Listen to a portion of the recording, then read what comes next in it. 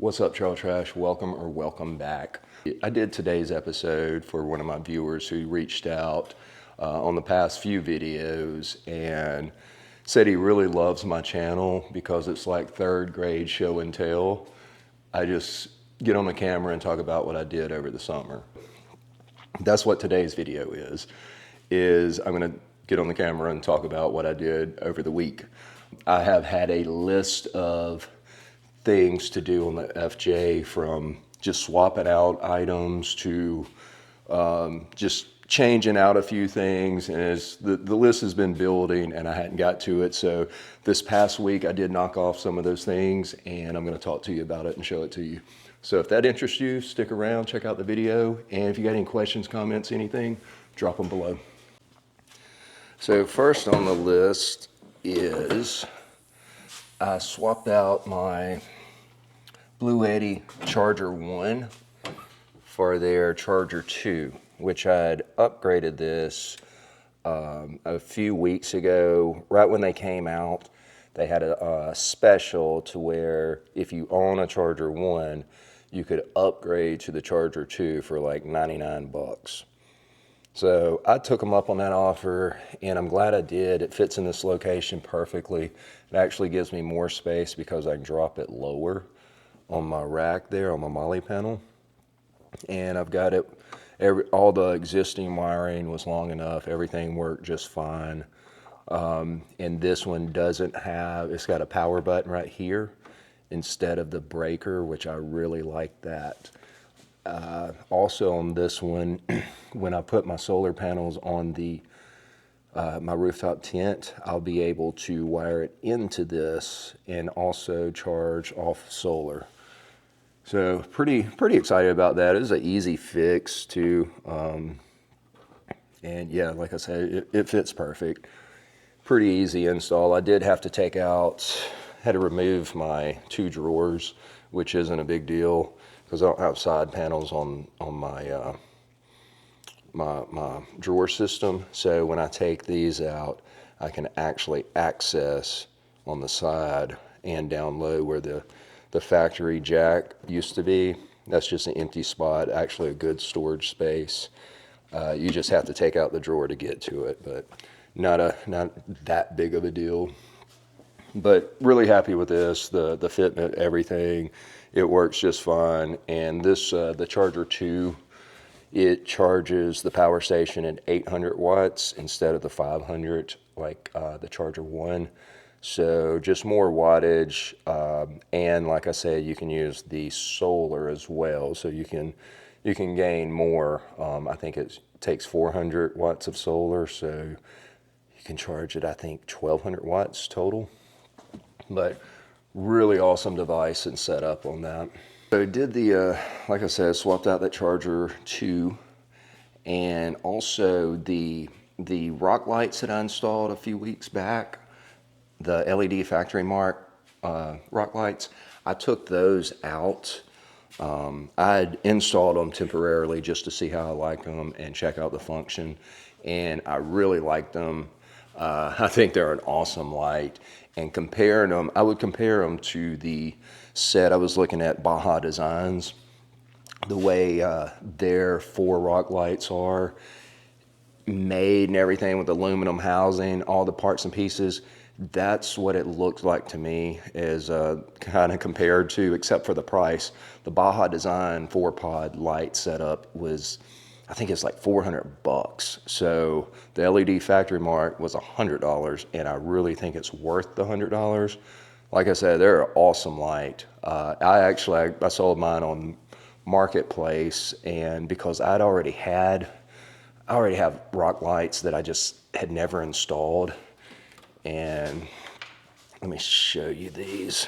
Tyler from Overland, Independence Overland, I saw him talk about them one time, and they're a super awesome design. It's got magnets on the back of it already, and you can wire it into a controller, so it's got multiple colors, but that's how you mount them, and they're solid.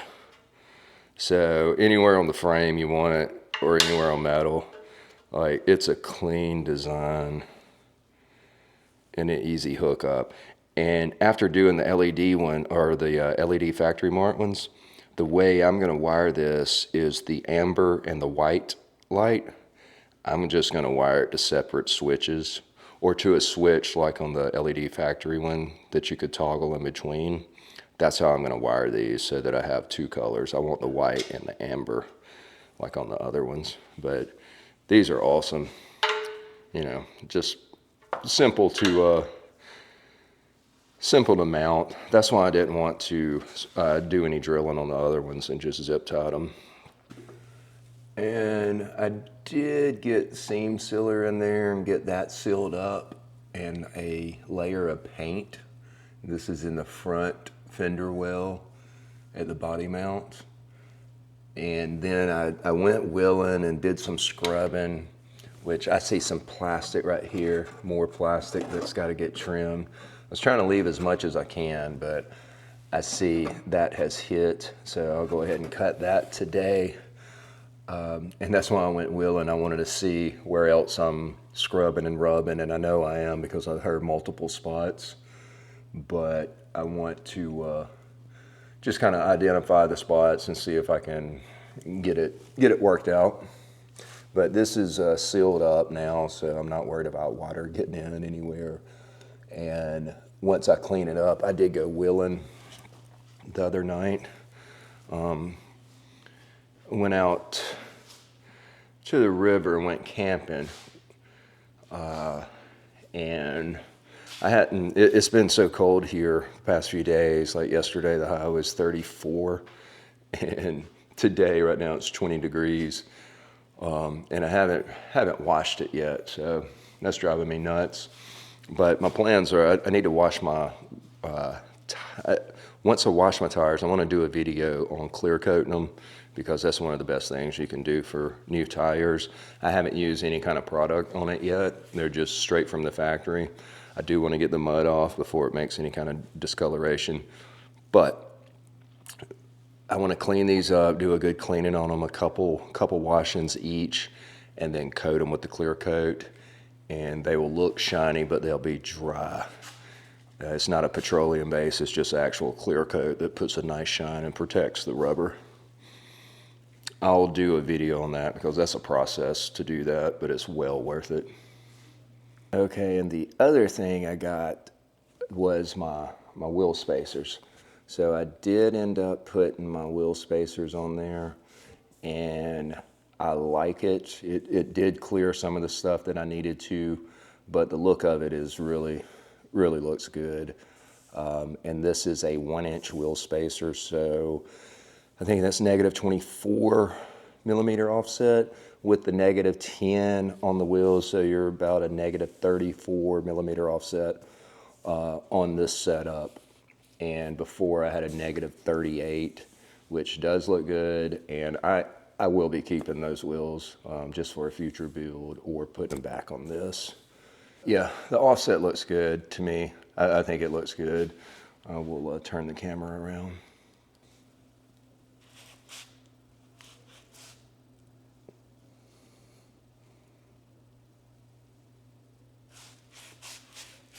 It really helped clearing some of the suspension components under there.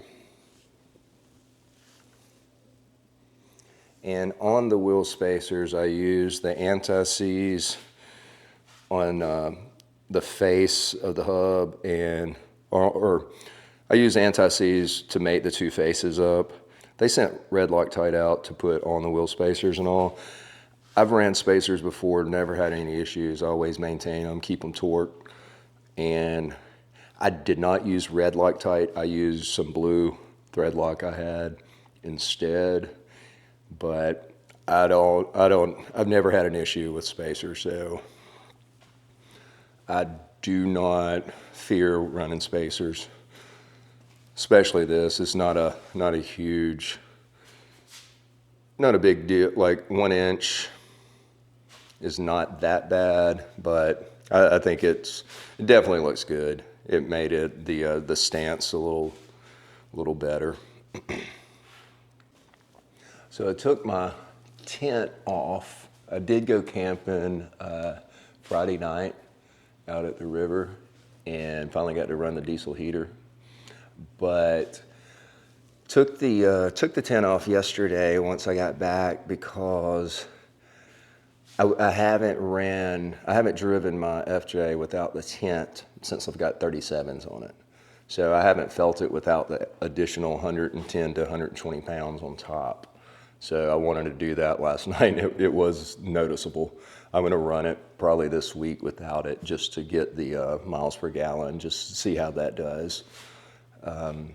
But while it's off, I'm gonna put my racks bracks on here so that I can use it for my shower awning.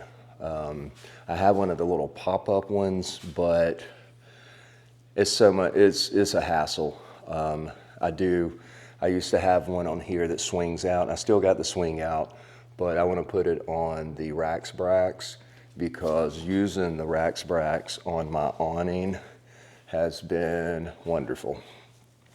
I have an Ironman awning and I've got the triple XD, I think it is, hitches.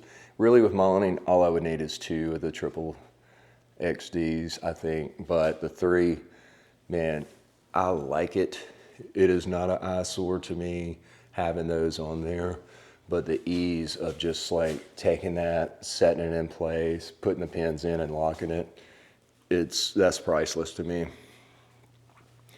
But I've got my Victory 4x4 brackets, which are overkill for this, but it gives me the clearance I need, so I'm going to use those and just have the 2 on this side to just so when I go camping I can drop on the shower awning, and when I get there it's a matter of pulling it open, opening it up, and it's set up. So just the convenience is really what I'm going after on that. And I cannot say enough about the racks bracks mounts. Those things are awesome. They're wonderful. Since this awning, I got them. I bit the bullet, bought them, and I've been really happy with them. And that's the reason for doing it on the shower awning, just the convenience and the ease of just when you need it, it's there, drop it on, it's in place, and it's secure. So really stoked about those. That is it for this video. Just kind of a weekly update and a little show and tell for my viewers out there. If you're not subscribed to the channel, please do so. I would like to thank all of my subscribers. It means the world to me. But if you got any questions, comments, anything about this video or anything I'm doing on the FJ or what I'm gonna do, please drop them below and I will get to them. And until next time, stay trashy.